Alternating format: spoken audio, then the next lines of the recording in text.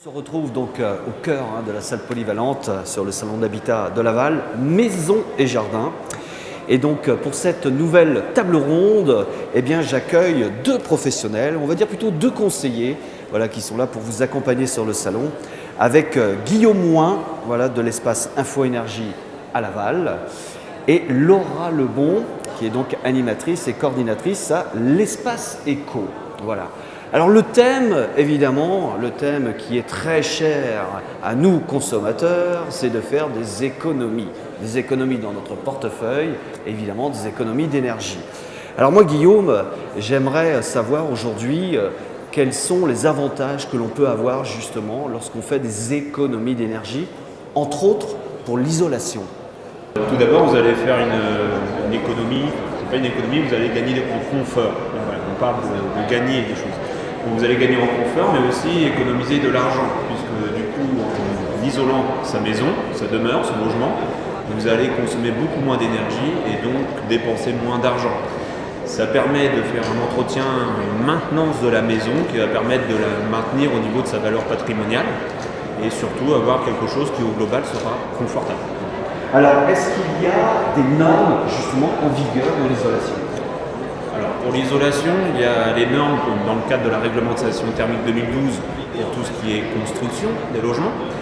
Après, pour la rénovation énergétique, il y a des critères techniques, des normes, des exigences qui sont demandées, bien entendu, pour prétendre à certaines incitations fiscales, des aides financières diverses et variées, notamment de l'État, dans le cadre du programme Habiter mieux de l'ANA, mais aussi des collectivités locales, telles que le programme Accession de la Agglomération. Il y a aussi tout ce qui est prime énergie. Il y a aussi les caisses de retraite. Les caisses de retraite ? Oui, les caisses de retraite, pour certaines, interviennent dans le cadre de travaux de performance énergétique du logement, mais aussi dans tout ce qui est maintien à domicile, accessibilité. Par exemple, une douche à l'italienne pour permettre un meilleur accès, plutôt qu'une baignoire qui peut être difficile à partir d'un certain âge ou un problème de mobilité. Ça va être aussi les WC, etc. Mais au niveau de la performance énergétique, les caisses de retraite peuvent intervenir. Il y en a quelques-unes qui interviennent. Alors l'isolation, évidemment, c'est l'isolation, on va dire l'isolation des combles, entre autres, mais l'isolation, c'est aussi les menuiseries. On a tendance à oublier qu'il y a une perdition au niveau des menuiseries qui peut être très importante. Voilà, alors dans un premier temps, on a des petits problèmes d'étanchéité à l'air. C'est pour ça qu'on sent des petits courants d'air, mais il y a aussi la performance globale de la menuiserie. Ça va aussi bien dans le bâti dormant que les ouvrants et la performance au niveau du vitrage. Donc, sur la base de ces éléments au niveau des menuiseries, vous allez rendre encore plus confortable votre maison. Au niveau esthétique, vous pourrez apporter une certaine touche, qui sera très intéressante, et faire des économies d'énergie qui seront intéressantes au niveau du portefeuille. Et puis ça permet aussi bien évidemment de valoriser son bien. Dès qu'on refait l'isolation de sa maison, si par exemple on a une maison, un bien qui date des années 70-80, certes, en améliorant l'isolation avec de nouvelles menuiseries, on valorise, donc on capitalise évidemment avec son bien et ses travaux. Qu'est-ce que l'on peut gagner aujourd'hui justement à réaliser des travaux d'isolation ? Est-ce qu'on a des aides fiscales ? Est-ce qu'on peut défiscaliser, payer moins d'impôts ? Est-ce qu'on a des primes ? Et je ne sais pas, par exemple, sur le montant d'une facture de 10 000 €. Je sais que c'est très difficile parce qu'après, c'est peut-être en fonction des revenus. Et voilà. Mais est-ce qu'on peut donner une fourchette justement pour que les visiteurs comprennent bien que c'est très intéressant aujourd'hui de ne pas hésiter à faire ces travaux ? Alors au niveau des aides financières, au niveau du crédit d'impôt pour un couple, on peut rapidement monter à 5 000 € d'aide en direct suivant l'ampleur des travaux. Ensuite, les primes énergie peuvent dépasser les 1 000 €, mais alors là, il faut vraiment faire l'isolation, la performance. Ensuite, vous pouvez avoir les caisses de retraite où elles peuvent intervenir jusqu'à hauteur de 3 500 voire 5 000 € selon les cas. Là-dessus, vous pouvez avoir les aides de l'État dans le cadre du programme Habiter mieux et de la collectivité locale. Donc là, on peut rapidement atteindre les 9 000 – 10 000 €. Ça se cumule, ce petit monde-là. Les primes énergie existent, elles sont là, c'est beaucoup plus modéré en termes d'intervention financière, mais c'est intéressant. Vous avez l'éco-prêt à taux zéro dans le cadre de la rénovation énergétique, donc là ça peut être 20 000 ou 30 000 € qui peuvent vous être apportés. Donc voilà, à chaque cas, il y a chaque montant de travaux, performance énergétique, vous avez des aides financières qui peuvent intervenir. bien entendu, il y a des conditions de ressources et de gains énergétiques, parce que plus on fait de travaux, plus il faudra prouver qu'on a des gains énergétiques. Donc il y aura un audit thermique de réaliser. Voilà, c'est quand même des grosses sommes qui sont engagées. Les professionnels du bâtiment, les établissements bancaires, etc. connaissent les aides financières de manière générale. L'espace Info-Énergie et surtout le pôle énergie qui est présent au sein du salon sont là pour vous apporter de plus amples informations suivant chaque projet.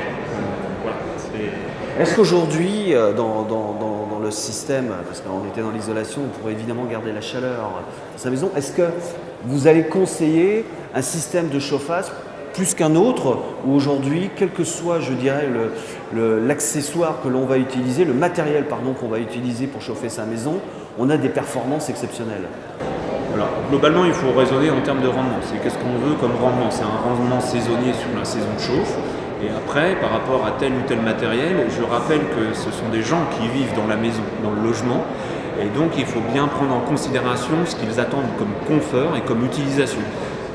Il est certain que pour des personnes, manipuler des bûches tous les jours qui font 50 cm de long, ça va être compliqué. On peut avoir des problèmes de manœuvre. Donc on va adapter en fonction de l'énergie à disposition, de la place disponible.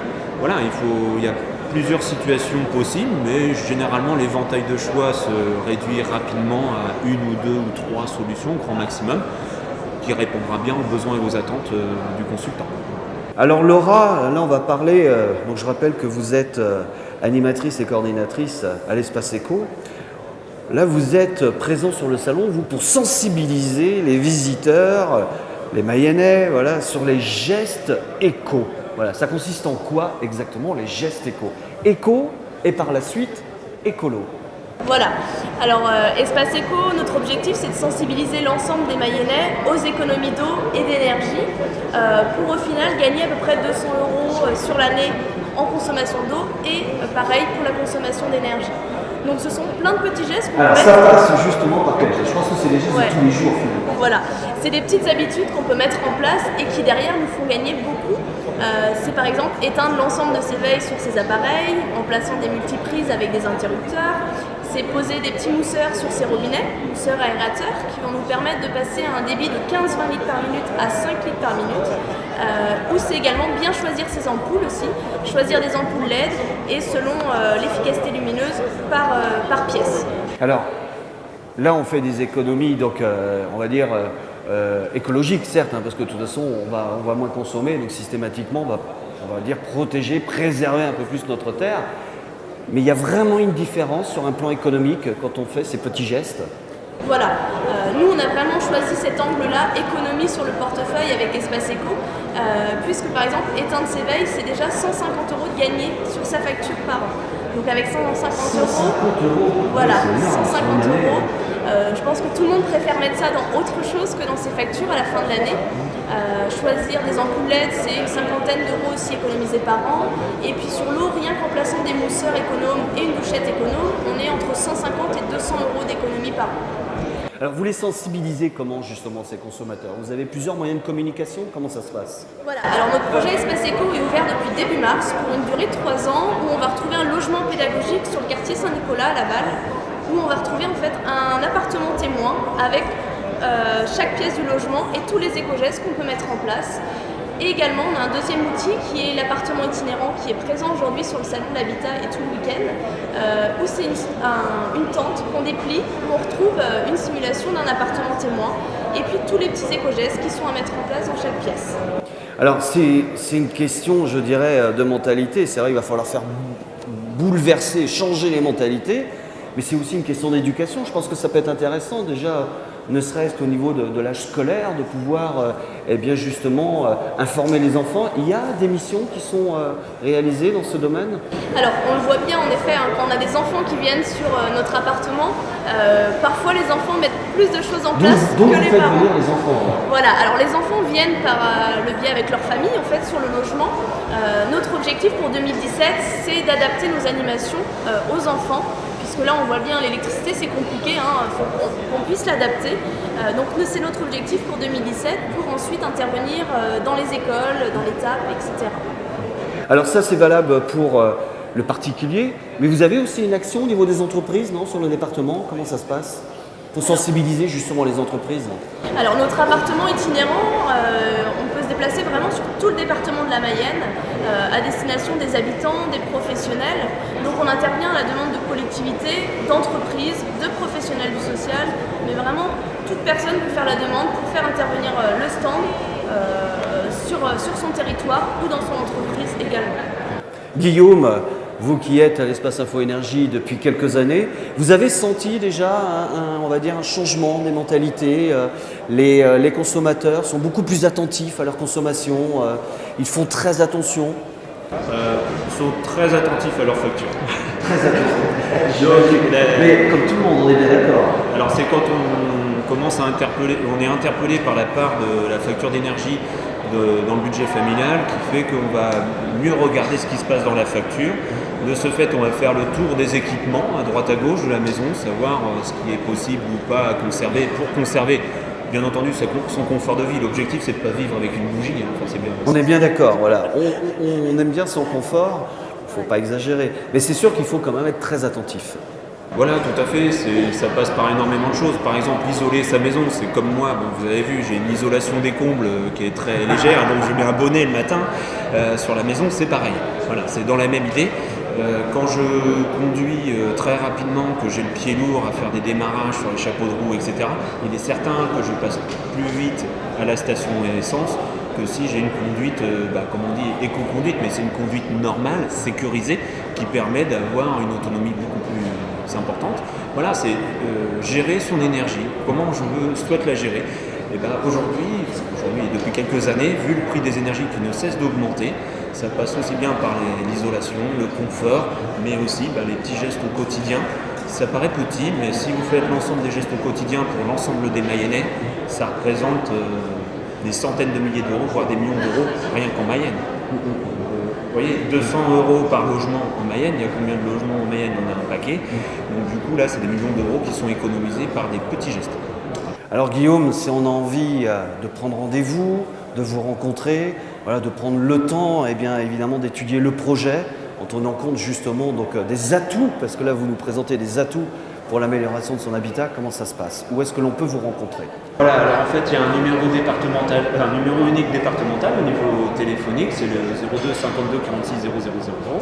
L'objectif, c'est de vous accueillir sur nos différents centres d'accueil qui sont sur Melay, Évron, Mayenne, Château-Gontier, Cran, Cossé et Laval, bien entendu.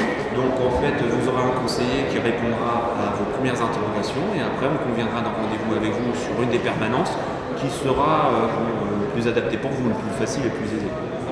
Et donc vous, Laura, on va rappeler le lieu où on peut vous retrouver.